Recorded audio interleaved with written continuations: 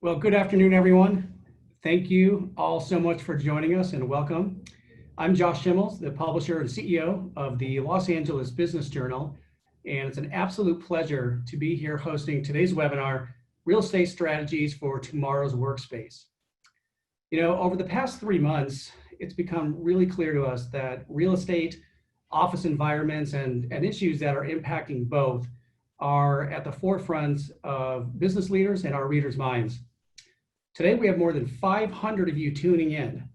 You're representing just about all industries and just about all different types of job functions, but you share an interest to learn from our region's most knowledgeable experts.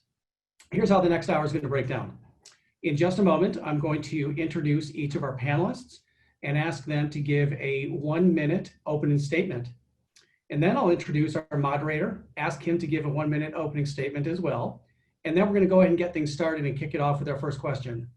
Our panel is going to go for about 45 minutes, and then we'll turn it over to audience Q&A. Now, many of you have already submitted questions via the registration app, but for those of you who'd still like to add one, you may do so using the question at the bottom of the screen, and also by using a social media hashtag LABJ Advisors. Also, we're going to be conducting 5 live poll questions throughout the webinar. So when you see the question pop up on the screen, we'd love for you to participate, answer the question, and share your opinions. Finally, at the end of the hour, we'll wrap up with parting thoughts, and I'll be sharing and announcing the results of the live poll that we do throughout the webinar today. Before we get started officially, I'd like to take a moment to thank the generosity of our sponsors, not just for their support of today's programming, but really for their leadership and their ongoing efforts to support our business community. So thank you so much to CBiz, MHM, Greenberg Glusker, Miller Kaplan, and Swinnerton. Thank you so much. We really appreciate you guys being a part of this. All right, we're going to hop right into this. So right now, I'm going to introduce our panelists. Please first welcome Matt Brainard, Senior Managing Director with Savills. Matt? Thank you, Josh, and the Los Angeles Business Journal team for having us all here today on this panel. You each worked really hard to organize this panel, and we really appreciate that. So for 2 decades, I have specialized in representing tenants on a local, national, and global basis. I work closely with my clients, implementing real estate and workplace strategies.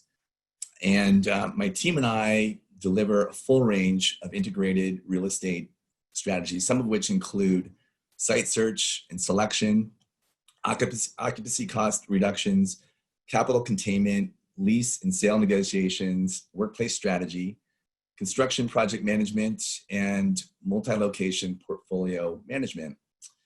I am very excited to be here today among this panel of experts. Thank you. Thank you so much, Matt. We appreciate you being here. Next, allow me to introduce Casey Garcia, Senior Manager, Southern California Market Lead, CBRE Workplace. Casey? Hi, everyone. Happy to be here too. I lead the workplace team for CBRE on the West Coast. I'm based in LA, but I work on projects nationally, internationally. We have the world's largest workplace team actually deployed against all of the Fortune 100 and beyond clients that CBRE serves. But the workplace team specifically is a research-based consulting team, and we help our clients challenge their status quo and figure out how much space they really, truly need.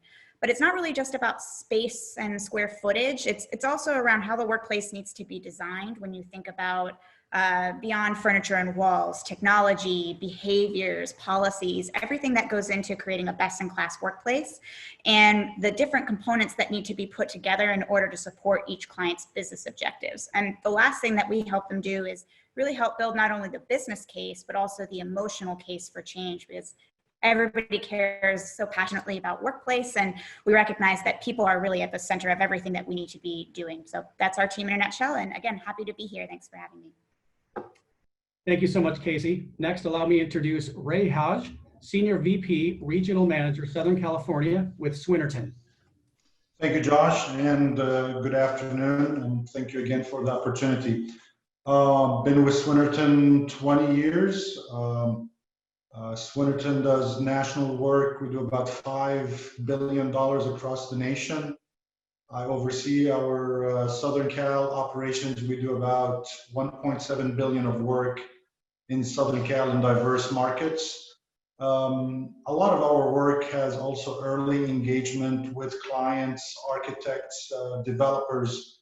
So this impact in the last few months is also changing the way, as a builder, how we look at construction and the value added that we bring to our clients all the way across. So happy to be here, and I look forward to a very interactive panel. Thank you so much, Ray. Next, allow me to introduce Stephen Lurie, real estate partner with Greenberg Glusker. Steve? Thanks, Josh, and hello, everybody. I also am happy to be here.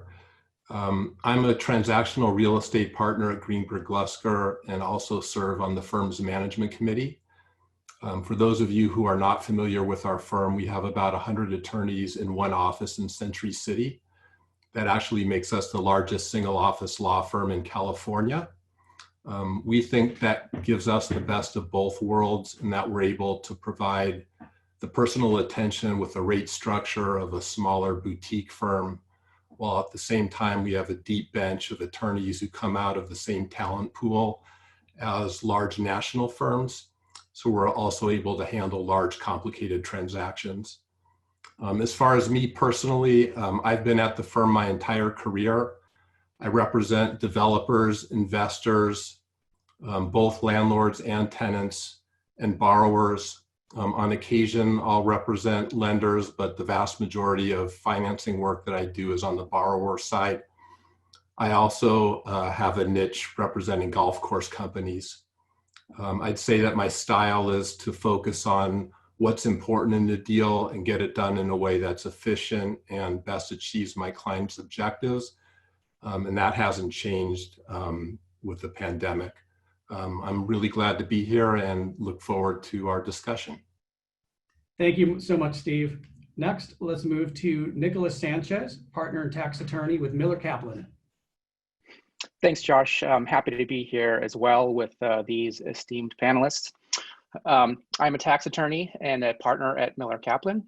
We have an accounting firm with offices in LA, San Francisco, Sun Valley, Seattle, Las Vegas, Denver, so a regional West Coast presence. Our firm offers a wide variety of services, including tax, of course, but also some specialized services like employee benefit plan audits, licensing and royalty audits, and management and information security, among others. My practice in particular includes tax advisory and consulting services. So you'll see today that when discussing the topics that we're going to cover today, I'm going to approach them from a tax angle. So you'll have to accept my apologies in advance. Again, happy to be here. Looking forward to a great discussion. Thank you so much, Nicholas. And our final panelist is Ken Tyndall, Director, CBIZ MHM. Thank you, Josh, and thank you to everyone for participating today. My name is Ken Tyndall. I'm a tax director with CBIZ MHM. We're a top 10 national accounting firm, but we do provide a broad range of services as well. Tax, audit, your real estate things like valuation and cost segregation studies, payroll, benefits, and insurance. Our goal is to provide you with solutions that will make your life easier so that you can focus on running your business. My personal practice is centered around mostly real estate, manufacturing, and entertainment clients, and I've been doing it for 25 years now. Thank you. Thank you so much, Ken. And finally, let me introduce our moderator who's going to get things started here. Please welcome Jim Cruz, Chief Executive Officer with DPI Retail. Jim? Thank you, Josh, and thank you everybody for visiting with us this afternoon, especially since we're stepping along in kind of a foggy, abnormal world. And we've all got a lot of questions, and hopefully from this panel that looks like the Brady Bunch 40 years later, we'll have great questions and great answers coming to help you through it. So we want to provide you with a takeaway that's beneficial for you operating and leading your own business. We've prepared questions to pull the best information out from these panelists during the course of the next hour. And if there's something you're not hearing, then you can tap a question in. Definitely this is being saved someplace so you can go back and refer to it. And it's not often that we get a great panel together like this. So let me get into the questions. First, for Steve and Matt, since the transaction business has most likely been pretty quiet over the last 90 days, have you seen and felt your role change from that of being a deal maker to more of a trusted advisor and kind of a counselor? Matt, why don't you start with that?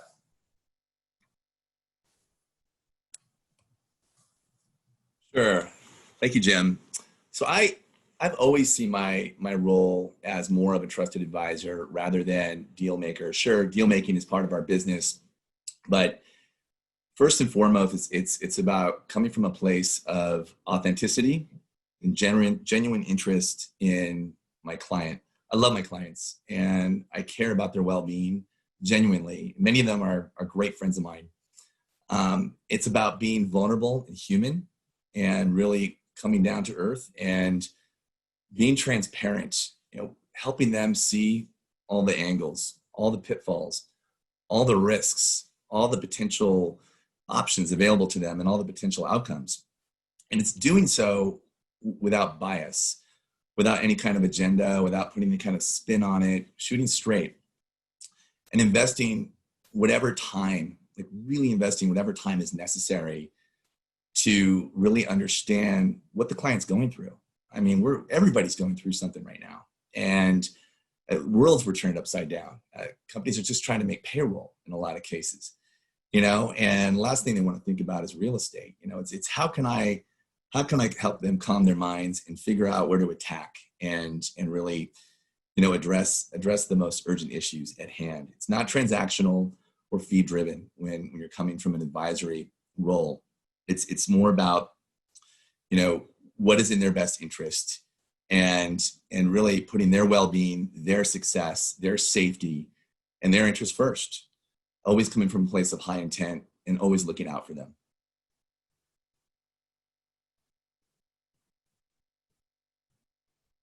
I'm sorry. Jim, I think you're on mute. Steve, your role as a trusted advisor versus deal maker.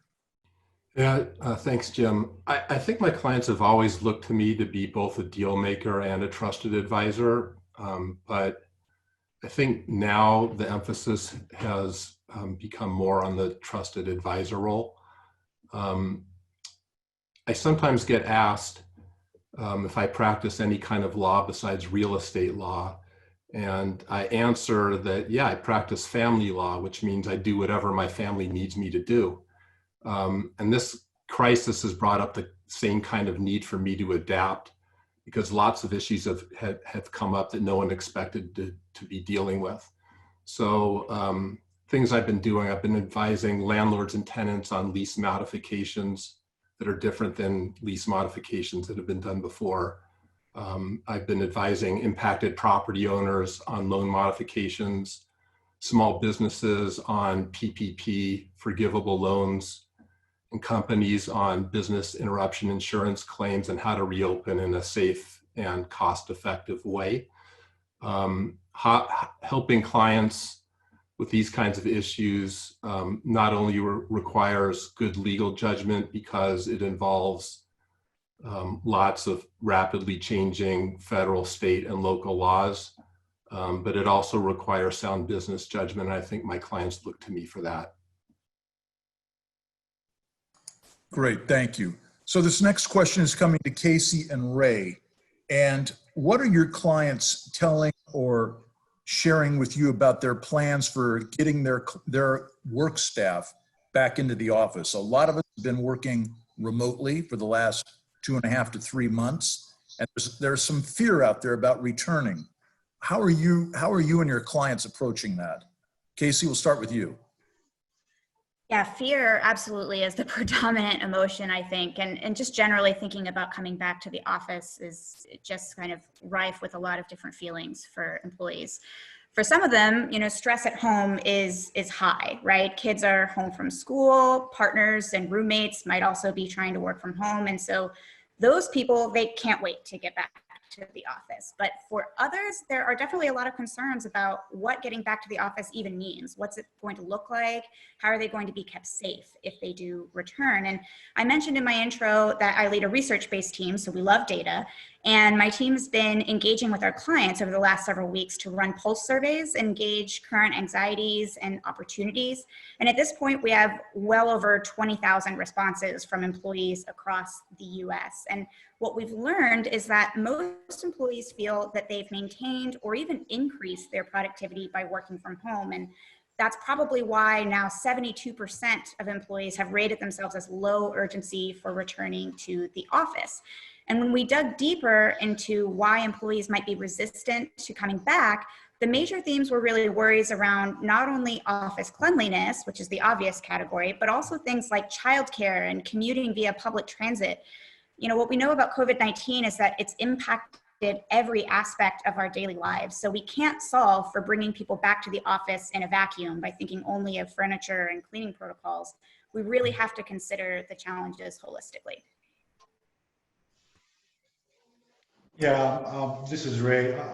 I would agree. I think also, you know, if I remember March 15th or March 17th, when LA started having a lot of the restrictions, and here we are 3 months later, it's pretty interesting the change. I think it went from fear now to 3 months later about most people, at least at the Swinnerton side, are really looking forward to coming back to the office, which was like the opposite of how things started. At the very beginning, no one wanted to come back. No one wanted to leave the house. The good news for me, or from what I saw from our employees, they actually miss each other. When I started asking people, like, hey, are you looking forward? It's like, man, I miss the people that I work with. So great news. Of course, people are still anxious about how do things look. Talking to the clients, I think all of us are still kind of trying to get a feel for where things are going. But I'll tell you, one of the common things that I see from everyone is the opportunity that we all have as developers, real estate builders of we've proven to ourselves that we can work from home. We've proven to ourselves that we don't have to be in the office to be productive. If you're productive, whether you're at home or in the office, that's just gonna come down to the person. So it's a great opportunity of how we can make a better work-life balance for all our employees, and just really make the best of it and set up our businesses to look at this as an opportunity versus a challenge. So I want to stay with you two for a minute. You mentioned, Ray, work-life balance.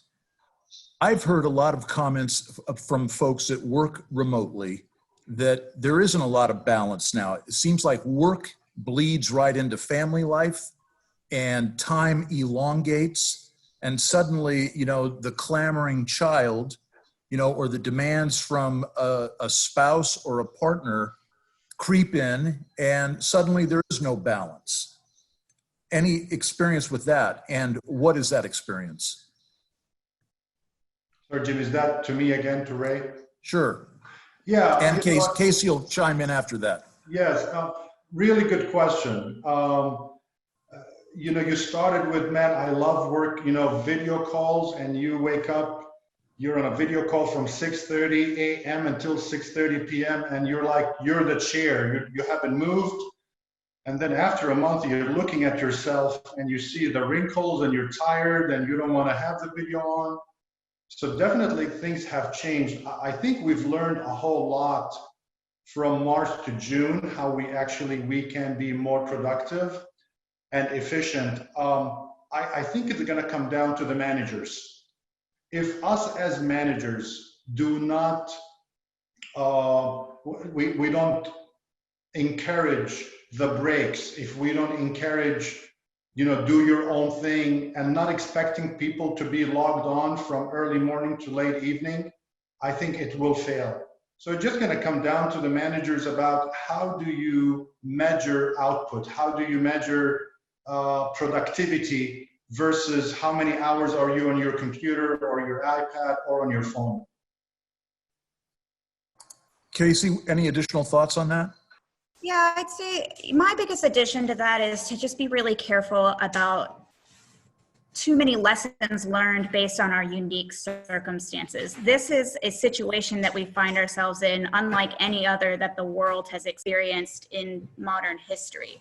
So a lot of the challenges of what work from home looks like in this context are kind of unique to what this moment in time, right? So the fact that all of our kids are home from school and everybody is on top of each other and you can't go out to eat or do all of these other things that kind of keep you sane and force a little bit of work-life balance, suddenly those checks and balances are gone.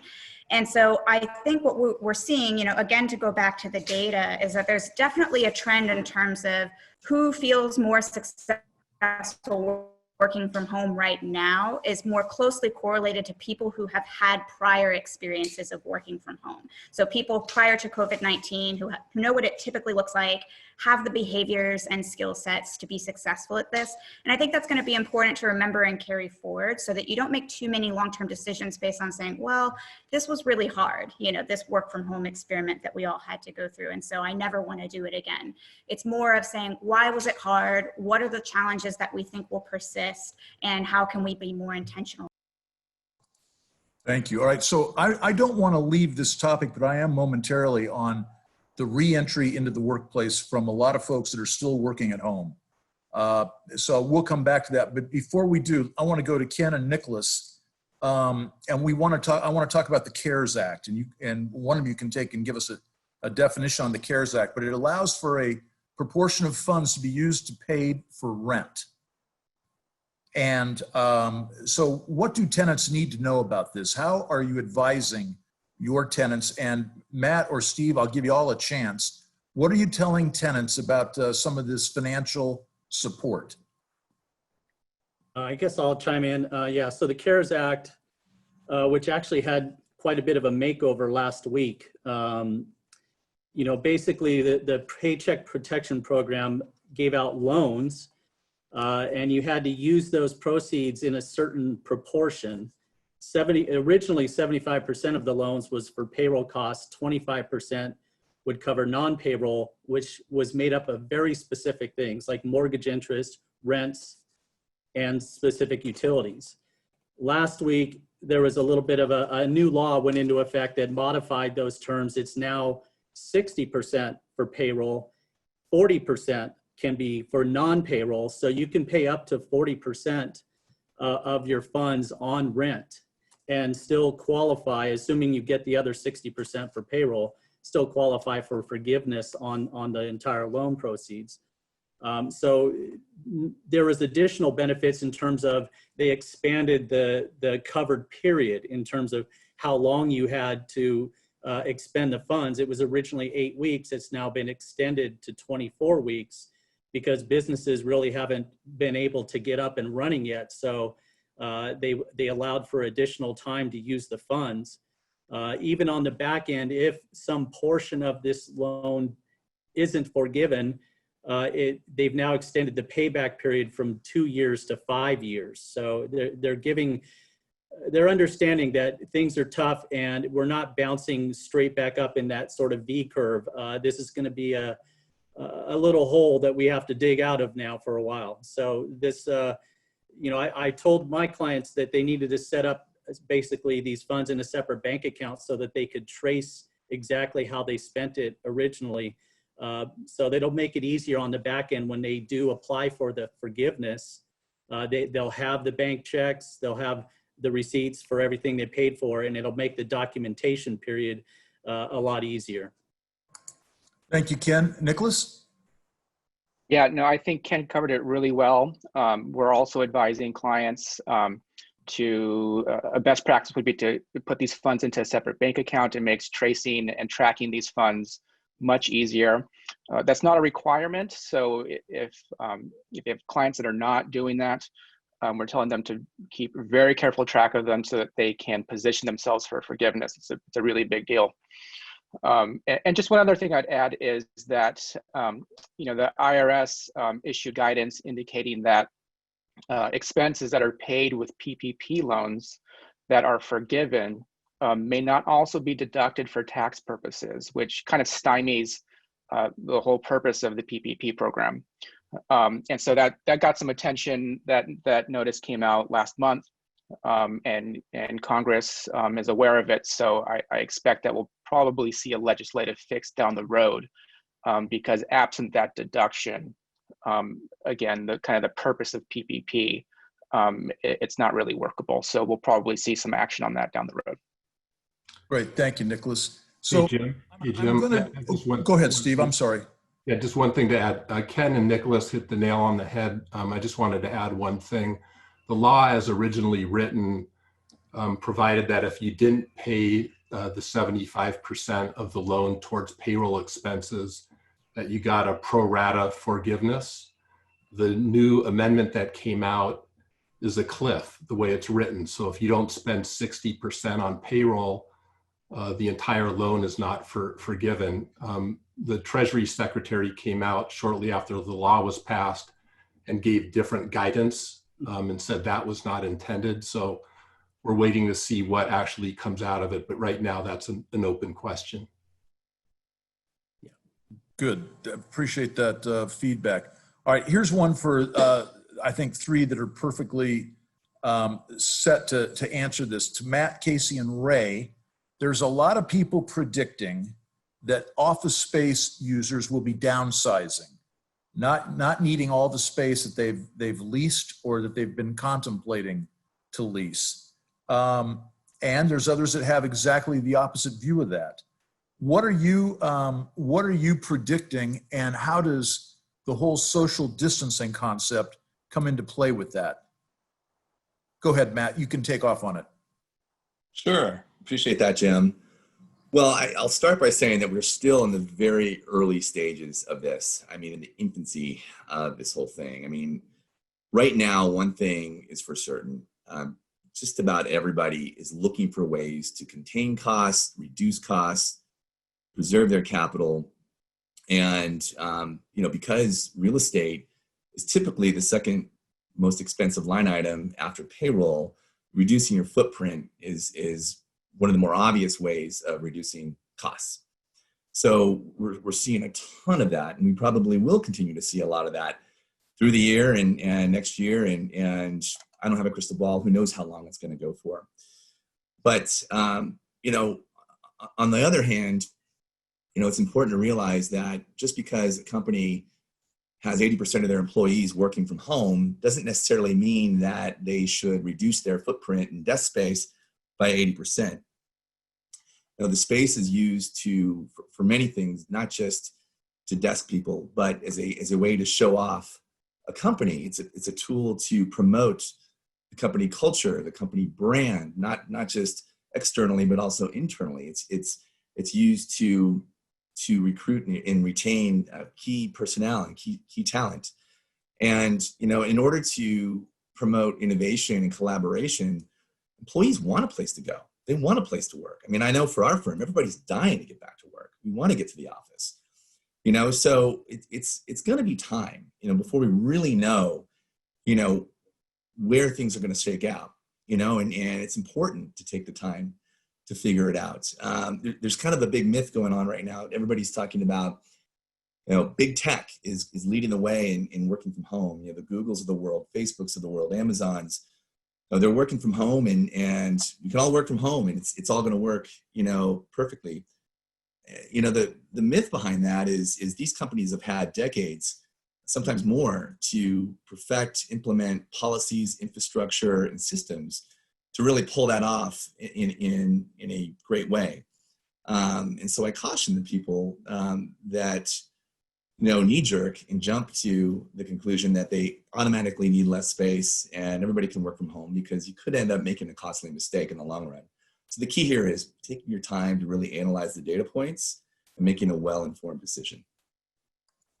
All right, Matt, thank you. So Ray, massive downsizing, or is there going to be some expansion, putting into play also the whole social distancing concept?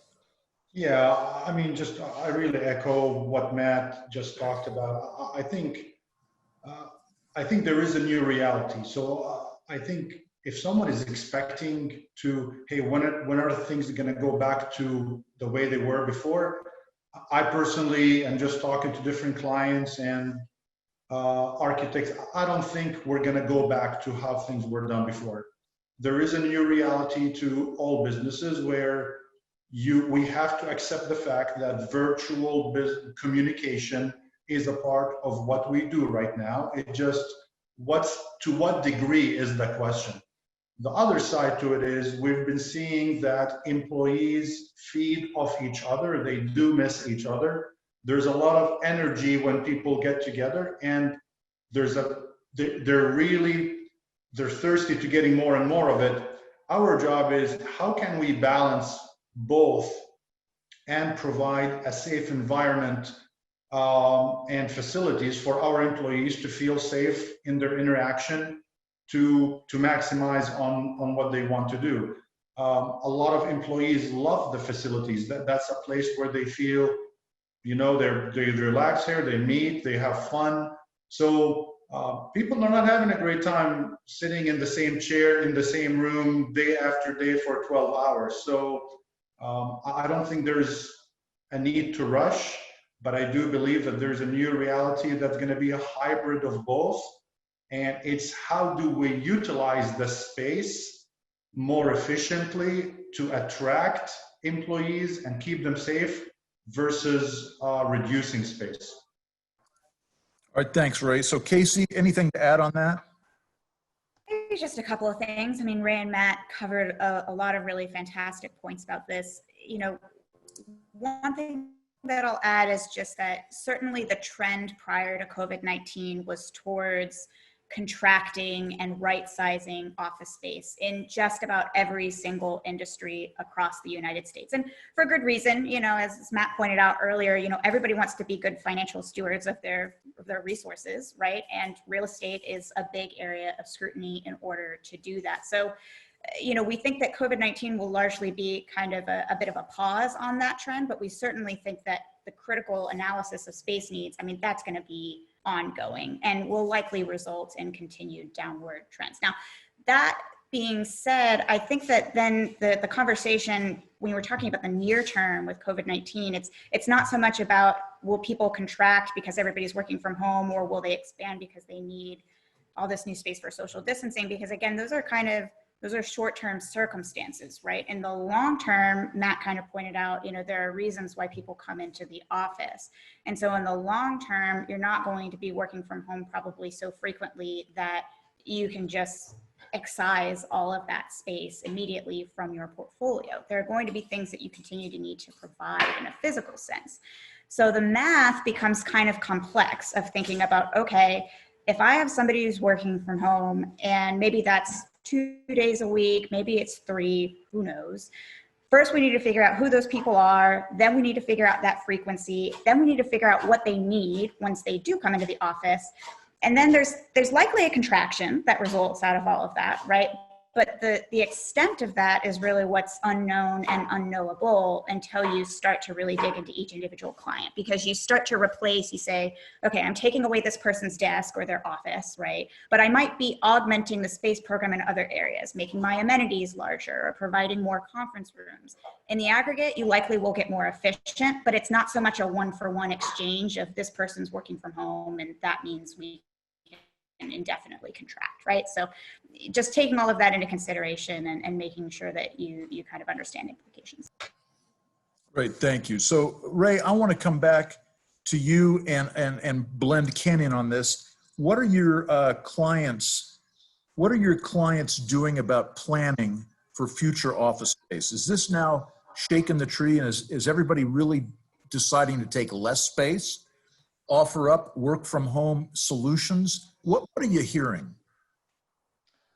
I don't think it's to the clients or ourselves to decide right now what the employees need to be doing.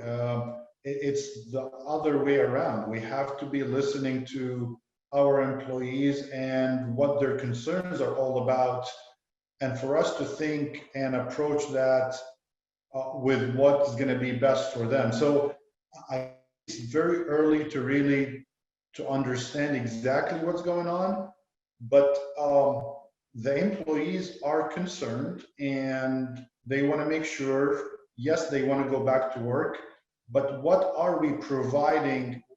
What environment are we providing to them to make sure that they're safe and they're not at risk? So what I see these days, especially for us, we are collecting a lot of data, a lot of surveys about how our employees feel, what their concerns are all about, what is it that they would like to see, put all that together and figure out whether it's staggering, rotation, how the cleaning looks, how the copiers, all so many things. So I think we're in a phase of listening, taking information in before we start making any decisions of how to move forward. Yeah, I would echo Ray's thoughts there. I know we've been surveying our employees as well. And the results really are that quite a few of them really don't want to come back just yet for a variety of reasons. So, for now, we really limited our office really to essential personnel. And we have the space required to meet any social distancing standards. We've implemented very strict standards about wearing protective gear, cleaning up surfaces after you use them, the whole bit. And as we go forward, as more people start integrating back into the office, we'll probably come up with some kind of flexible work schedule. I know some people will continue to work from home for the foreseeable future. And the space that they would have normally occupied will go into factoring in, do we need more space to accommodate the people that are coming back, or are we good where we stand? Right now, it's not a big concern because we have so many people still working from home, but it'll be addressed, in a couple months down the road as we get through this ordeal. Great, thank you, Ken. So I'm going to put this question out to the entire group, and I'll start with Casey. CBRE has always been kind of like, or they've prided themselves on being on the cutting edge of workplace strategies, but they're changing. So how will companies use their space differently, if at all, moving forward? Yeah, this is a big category, and it kind of goes back to something that we've been touching on through all of the answers, which is about this world's largest work from home experiment that we've all been involuntarily a part of through COVID-19. And really, smart occupiers are going to take advantage of the situation and learn from it. So no is that there's a lot of appetite from both employees and employers to keep some element of remote work beyond COVID-19. Probably not going to be 100% remote, but some kind of hybrid solution that does provide more flexibility in where and when you work. So then the question becomes, should you have an assigned seat if you aren't coming into the office every day? And if the answer is no, and spoiler alert, I think the answer should be no in almost every case, then this opens up the door to an alternative occupancy strategy called activity-based working. And this is usually abbreviated to ABW. And in an ABW workplace, you provide employees with a network of spaces that suit their variety of tasks rather than a desk with a nameplate.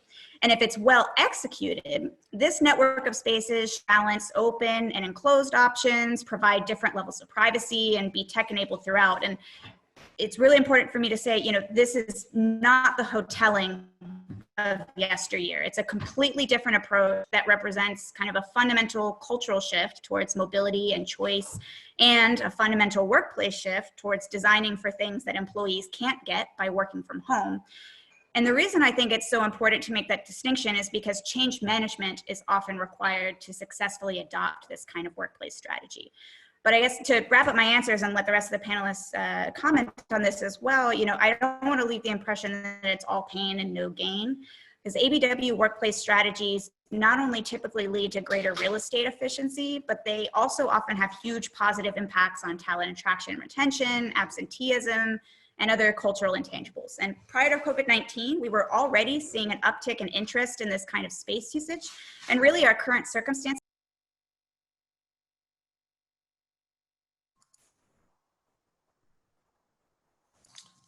we lost a little bit of that at the end, Casey, so maybe we'll come back and you can review that.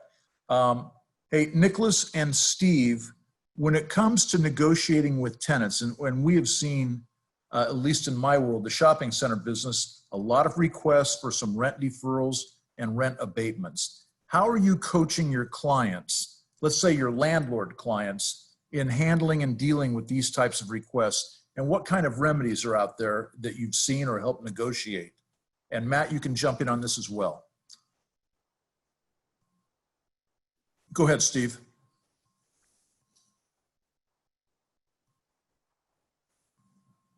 Yeah, this is a topic that's coming up all the time. And I think the answer varies depending upon what sector of real estate that you're talking about. In residential and industrial, the tenants for the most part have been paying, and so those sectors are still pretty strong. Hotel doesn't have tenants, so that it's not really applicable to your question. And I think the area that, office is having some issues, but because people can work from home less, I think the area this is really coming into play the most is in retail. I've had some clients who are getting paid, who own shopping centers, and they're getting paid as little as 15% of the total rent, that the contractual rent. So what is being considered is, from the landlord's perspective is, who is the tenant? What's their financial capability? What is their importance to the center? Whether there are co-tenancy clauses that can be triggered if you have vacancies. And I think, both landlords and tenants need to look at each circumstance on a case-by-case basis and do what makes sense under the circumstances. Most landlords are trying to avoid rent forgiveness, and they are asking that PPP loans be applied towards the rent and working with tenants on deferrals if those tenants are capable of coming back once things get back to normal. I'll let Nick take it from here. Sure. Yeah. So one of the things that that we're seeing is rent deferral is a big topic right now. And generally, when you're modifying a lease, there are usually no tax issues. Again, I'm going to come from the tax angle, so again, apologies. But unless there are what we call substantial modifications, and that's a term that's used under Section 467 of the Internal Revenue Code. So this comes into play when your rents exceed $250,000 and the lease is structured or restructured in such a way that you're either you're deferring rent or you're stepping the rent, and also prepaid rents, but we're not really seeing much of that right now. So assuming you have a case where this comes into play, let's say deferral of rent, because that's the big one right now. In some instances, that deferral can be reclassified as a loan, and you might have some deemed interest at that point. And then I don't know if we'll have a chance to talk about 163J of the Internal Revenue Code, but if you have rent that's actually being reclassified as interest, the deduction for that interest can be limited under 163J. So we have some kind of new challenges there to deal with. And I think the bottom line is that if you're renegotiating or entering into new leases, is along with your other advisors, is to bring your tax professional into the mix when you're doing those lease modifications, so that you're addressing any potential tax issues. Matt, anything you want to add to that?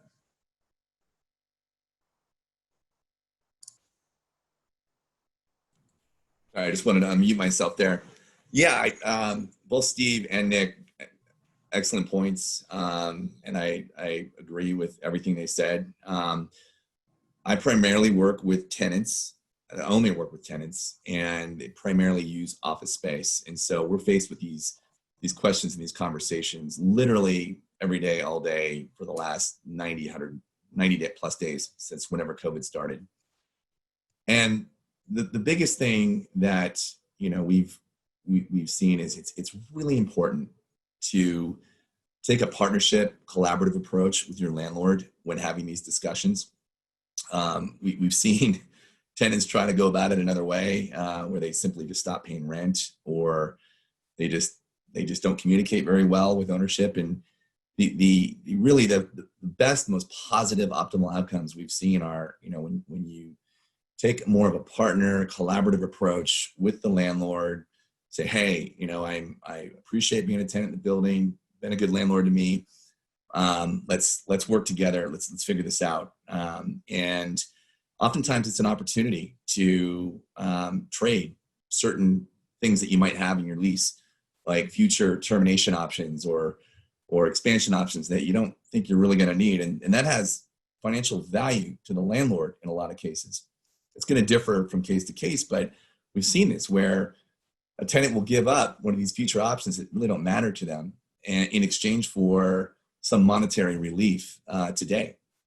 But yes, a lot of rent deferral. Surprisingly, a lot of landlords have been very accommodating with that. But usually, you need to approach it with an open book. You know, the landlord wants to see that you're doing everything you can from you know, not just from a real estate perspective, but exhausting all the government assistance possibilities, such as the PPP loan and whatnot from the CARES Act.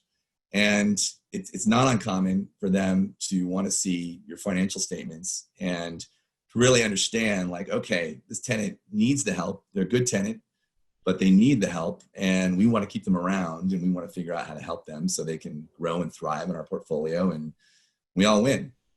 So it's going to be different case by case, but it's important to take a very collaborative, well-communicated approach with your landlord. And these are situations and strategies we coach our clients in every day. So if you want to talk about it offline, I'm very happy to talk more in depth about it.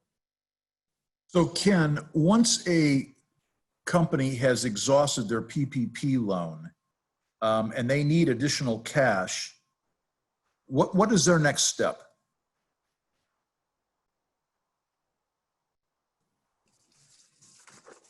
Yeah, so this comes into some of the tax planning opportunities that came out of the CARES Act. There were quite a few very favorable law changes. I'll just run through them real quick. The retail glitch that I talked about at our last real estate seminar back in earlier this year, they fixed that. So now qualified improvement property for non-residential property owners has a 15-year depreciable life again. And so you have options now. You can roll sort of cumulative depreciation deductions in your 2019 return, or you can actually go back and amend prior returns. And that leads to potentially generating net operating losses in those prior years. And those net operating losses are another change. The rules were changed by the Tax Cuts and Jobs Act, where you couldn't carry back NOLs after 2018. Well, now they've relaxed that for the period of 2018 through 2020. NOLs can actually be carried back a very generous 5 years. That's a longer period than had previously been allowed.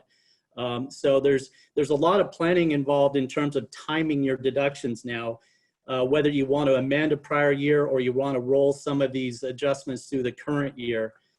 Excess business losses were limited, where you aggregate all your losses from your businesses.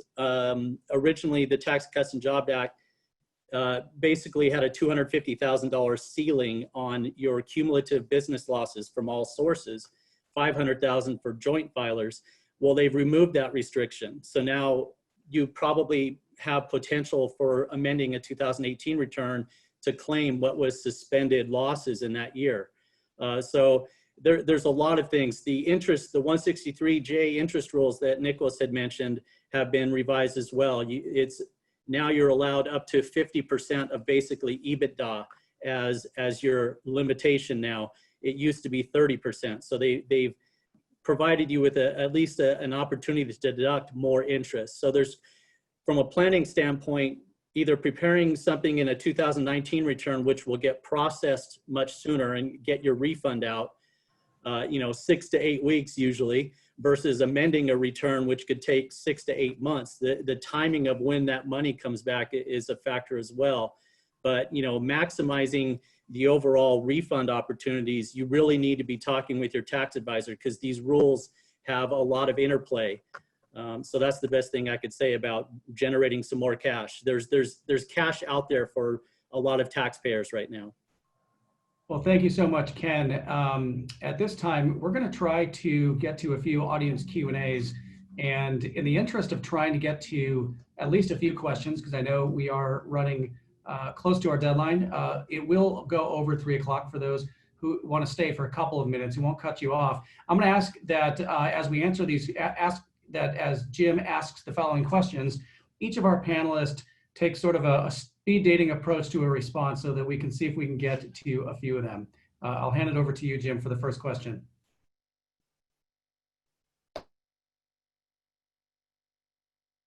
Let me pick one that will be very difficult to answer for everybody. Are there city or statewide legal constraints that exist that protect and or prevent a landlord from evicting a tenant? I can take that one, Jim. It's going to be hard to answer this in a speed dating way, but I'll try. Let's start with the state first. California statewide order prohibited landlords from evicting residential tenants only, but that law was allowed to lapse on May 31st. However, on May 29th, Governor Newsom issued an executive order which extends the authorization for local governments to halt both residential and commercial evictions through July 28th. As far as local orders are concerned, they typically prevent landlords from evicting both residential and commercial tenants, but only in cases where the tenants are unable to pay rent due to the pandemic.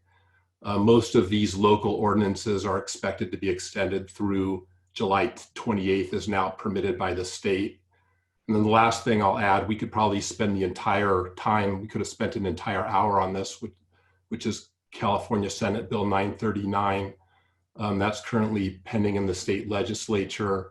If it were to pass, not only would it prohibit commercial tenants from being evicted, but would allow certain tenants, restaurants, bars, and entertainment venues an unprecedented opportunity to renegotiate and terminate their leases. That's a very abbreviated answer. Great, thank you, Steve. I'm going to get to one more construction question, but first, I want to know how all of you are advising your clients that are employers about addressing the reluctance for their remote workers to come back into the office. How are you advising and coaching them to respond to that? For instance, are you telling the employer, hey, don't force them to come back until they're comfortable? Assure them that you're putting in a lot of safety precautions? What do you tell them? I'll start. This is Ray, because we've done a lot of that. I think the first thing, which was pretty obvious the last 3 months, is really the importance of how we're going to make our employees safe and make sure that they're comfortable with coming back. And I think forcing anyone to come back to work is a mistake. You want to collect and see who's willing, and then from there make sure we are setting up our offices to provide them the safety and the environment that they feel safe to come back. What we're finding out, it starts, we started with a 25% capacity back to our offices, but the word of mouth, when our employees started coming back, it wasn't much after that. There was a lot of talk between the employees of how safe the environment is, and that really started encouraging others to come back to work in a responsible fashion. So definitely not something to push or force. You want to take the rest of the year, let it evolve, and your best advocate is your employee. If the employee feels safe in there, trust me, they will talk, and before you know it, people are coming back and having a good time. So I'll let it kind of evolve naturally without any enforcement. Good. Appreciate the input, Ray. You may even be jumping in on this one. What's the future of development, if any, in Los Angeles? With everything that we're experiencing now, pandemics, social unrest, what do you think is in the pipeline development-wise? And is there still an aggressive nature on the part of some of these deal makers out there to get back into business? We're still seeing a lot of business, and we do diverse projects. This is, if you have capital today, it's the best time to build because subcontractors are hungry. People are figuring out how to prefab a whole lot more material in order to avoid the whole social distancing, cutting on labor hours, etc. So we're seeing a lot of competitive pricing. We're seeing a lot of developers that are very interested in building, and they want to be positioned first to start construction because they know cost of construction didn't just level, but also is going down. And if it's going to take you somewhere between 2 years to 3 years to complete a significant project, you basically build at a low cost of construction and you're setting up yourself right when everything turns around, hopefully. So will there be any new conditions built into building codes as a result of this pandemic? I mean, will there be anything, and Casey, you might have a thought on this, relative to surfaces that need to be put in, office layouts? Is there anything that'll find its way into the building code?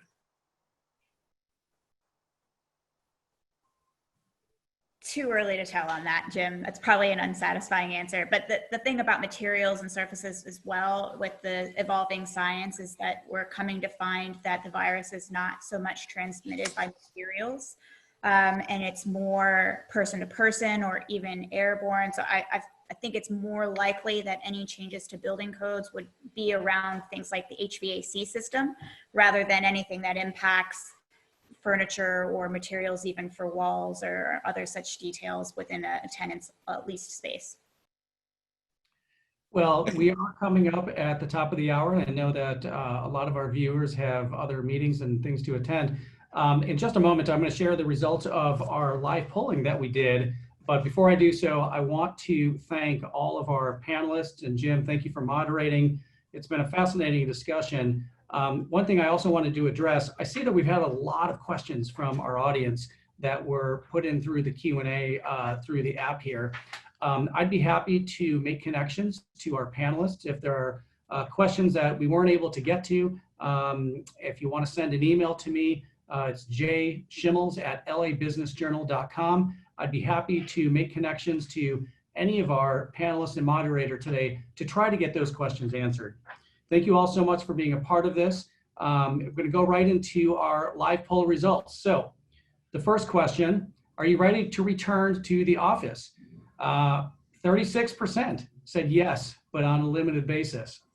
We can see that an additional 13% said yes, with some stipulations and some reluctance.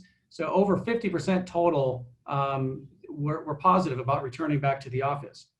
Our second question, does your company plan to create more office space? Yes, we're making changes to our layout, 39%. Another 14% doesn't have the information, but what you can see is about nearly half of our audience does expect to create more space inside the office to account for social distancing, whether they're doing it through rearrangement or whether they're doing it through potential expansion. That's something that we'll learn soon. Next question. Has your company created its back to business plan? As many of you know, the counties require a stated and submitted plan that be submitted on how you're going to bring your employees back to the workplace. It's good to see that about 50% of us are working on it currently. A quarter of us have already done it and are ahead of the curve, and the other 28% still has some work to do on that. Our next question. Has your company looked into new or renegotiated space lease options? So it looks like 20% is a solid yes. About half of them say no, it's not something they've done yet. And 37% aren't sure, based probably on their job function. And I think we had one more question for the audience. The last one was, while working from home, would you say you end up working, about half of us, I'm included in that group, feel like I ended up working more total hours in the week. I think that's something that was addressed at the very beginning of this. It's hard to balance families and homes and our work schedules. So we probably work a little bit differently. You can see 35% are doing about the same amount, but have adjusted their schedules and the way they work. 15% are working about the same. There's a lucky 6% that is finding a way to work fewer hours, so good for them. Well, at this point, we're gonna go ahead and conclude. I wanna thank each of our panelists once again for being a part of this. Thank you so much to CBiz MHM, Greenberg Glusker, Miller Kaplan, and Swinnerton for your partnership and sponsorship. For those, again, who would like to reach out to me direct and have me connect you with panelists, I'd be happy to do so. We look forward to hosting you again soon. Thank you so much for being readers, and have a great day.